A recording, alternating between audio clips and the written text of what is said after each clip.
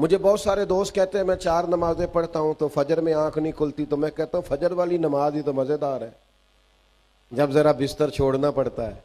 जब जरा नींद से उठना पड़ता है, जब महसूस होता है कि ये ना कारोबार के लिए उठा है, ना फ्लाइट के लिए उठा है, ना दोस्तों के लिए उठा है, ना बस पकड़ने उठा है, इसने जो गहरी नींद छोड़ी है, तो इसका दिल करता है मैं उठ के अपने रब को सजदे करूं। आप जरा गौर फरमाए ना, अगर ये मुशक्कत वो तहज्जुद के लिए करे इबादत की, यानी ऐन शहरी में उठे, और हुजूर फरमाते हैं अगर जवान उठे, नौजवान उठे, चढ़ती जवानी है, जज्बात है, नींद भी गहरी आती है, सोने को भी जी चाहता है, सहूलियात भी है,